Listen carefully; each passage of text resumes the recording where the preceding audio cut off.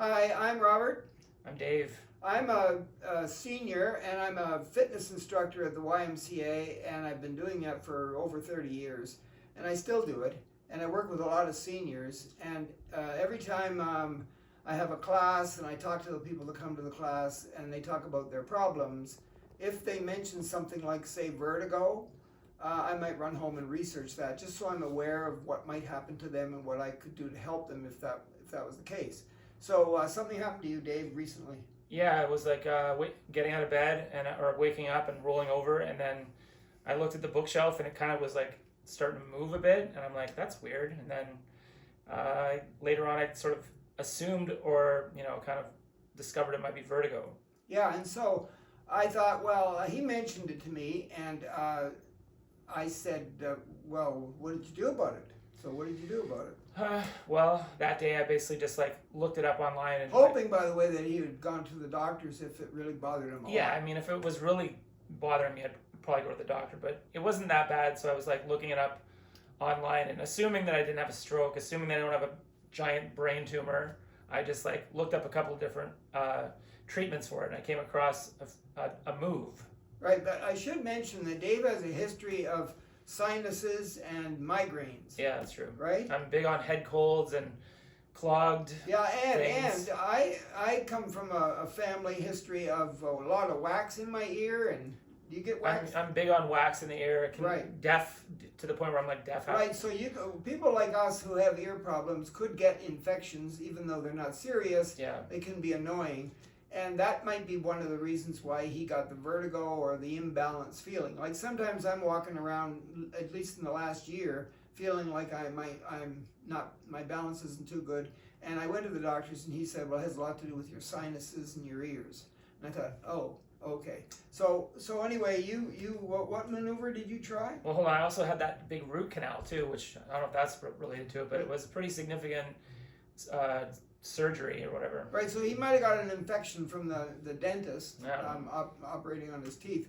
But anyway, but I found out when I had researched vertigo a while ago, and then when he mentioned that he had it, I researched it again, and I found out that, if you could have a vertigo problem from, say, a brain tumor, or something crazy like that, and you have to watch it, because if you do these positional movements, like the Epley or the Foster movement, you are shaking your head and twisting your neck and all the rest of it. And if you have a stroke or some kind of a brain problem, that might not be a good idea. But he was pretty sure that wasn't it, so you tried something, right? Yeah. Well, what did you try? Before I get to that, I was like, I didn't know about the crystals that are apparently like calcium deposits rattling around your head, which I knew about the wax, but I didn't know about the calcium. Apparently that's a big part of this whole thing. Yeah, I should mention that your ear has an outer ear and an inner ear. And in the inner ear, there are these three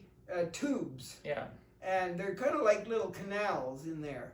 And there's one, if this is your forehead, right? This is the anterior part of your body, the front of your body. So you have an anterior canal in your ear. And that's when you do this with your head, up and down. Okay? And then you have a posterior one in the back.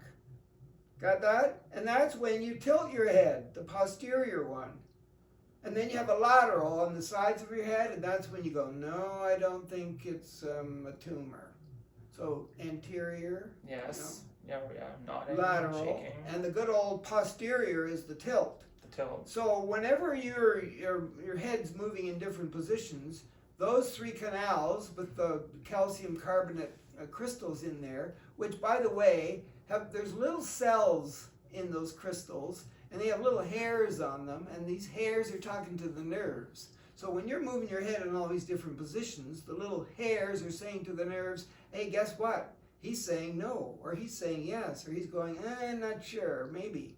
So if he has an infection or something's going on with the crystals, and they get moved from one canal into another, not all of them, but maybe even a couple, then you'll get the head, everything will be spinning because your inner ear doesn't know whether it's going up, down, sideways, or tilting. It doesn't know. So you've got to get the crystals back into the right spot by doing either the Epley maneuver, which was a doctor back years ago who came up with this way to fix your dizziness, and or you could do the Foster maneuver, and there's other maneuvers too. But do you know anything about the Epley one? Yeah, I did the Epley one. That was the one that made me puke when I did that. Just basically, what does the Epley one entail that you do with your head? You kind of tilt it like this, and you fall back on your bed. Right. Hold on. Let me just say something from a fitness perspective here. A lot of people, as we age, our head tends to come forward easily, but not back. It's our spine that's deteriorating. So when you try to push your head back like this, it really stretches these old muscles in there that are shriveling up, and it kind of gives you a pain in the neck. I mean, it's not easy. So if he's doing the Epley maneuver and he has to throw his head back over the end of the bed, suddenly you're trying to jar it so that the crystals will bounce back into the right tubes. So you go like that.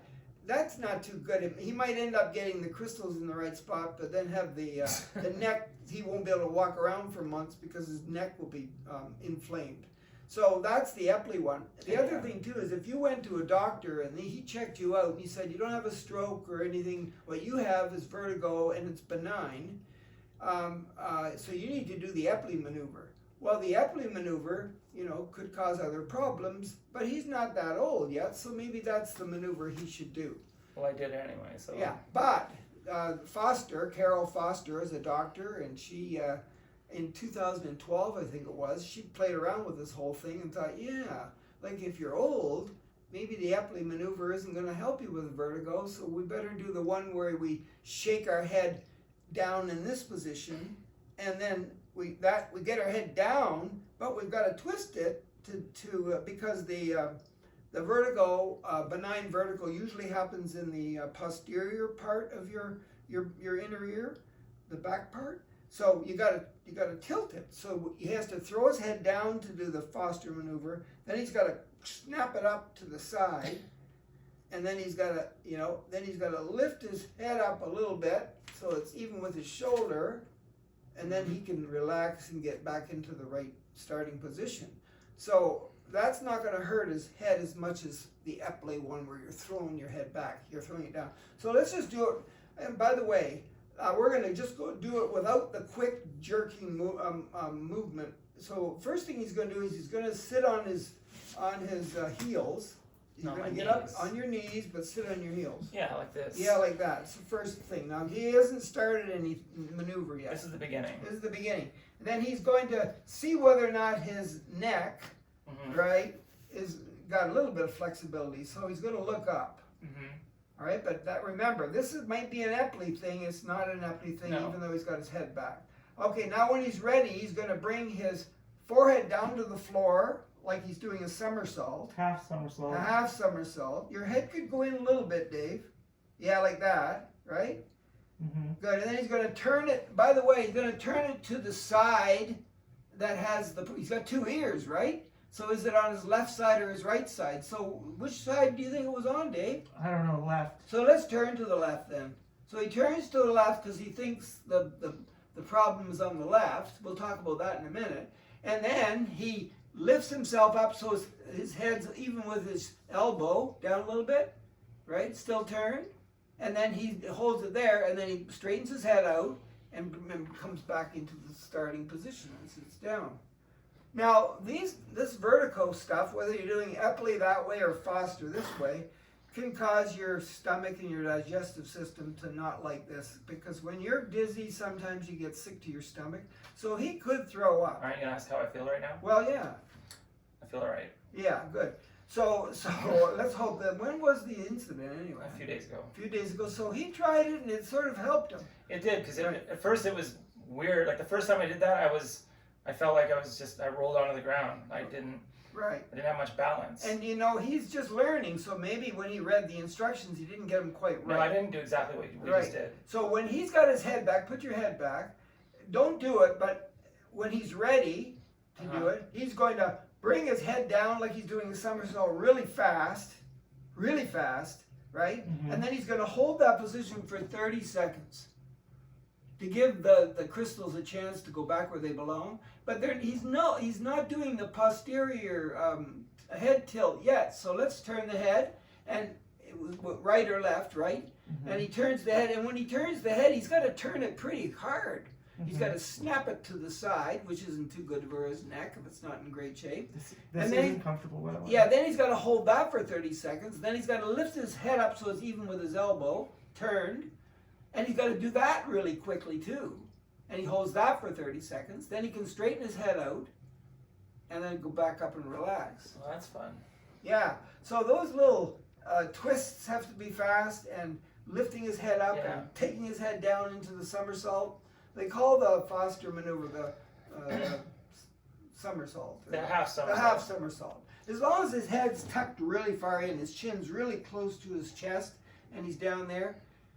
So I don't know. Like, I mean, like, you could read this, and you can look at our article on our website, right? Or you could read it on the internet, or you could go to the doctors and the doctor could help you, or they could send you to a physiotherapist and they could help you. I don't know, depending on what kind of a person you are. It's definitely do it at your own risk kind of thing. What I would do, though, personally, if this happened to me, and it might, because it happens to a lot of old people, they lose their balance for all kinds of inner ear conditions. But anyway, if it happened to me, I'd go to the doctors just to get checked out to make sure it wasn't anything that was serious, other than this is serious, but it's benign. So I don't want to wreck my neck any more than I have to at my age. So if I was him, I would have gone right to the doctors. Now, a lot of people say that this is what they really like about the Foster one. They like it for a few reasons. Number one, he's not throwing his head back. Yeah, because that's dangerous. It's like whiplash. So he's doing his head forward. That's number one why he's doing it. He can do it, number two, he can do it anywhere he wants. So if he's at work and he's feeling dizzy, he can just excuse himself, go into the washroom or something, and do it in there. And in a few minutes, if he's doing it right, and if it's really indeed the benign positional vertigo, it'll fix itself. It's just getting the crystals back where they belong. Okay? Then he goes back to work, nobody knows. So a lot of people like the Foster one over the Epley one for those two reasons. And the other thing is, you don't have to call the doctor and wait a month before you can see the doctor, and then the doctor sends you to a specialist, and the next thing you know, you're having MRIs and all that.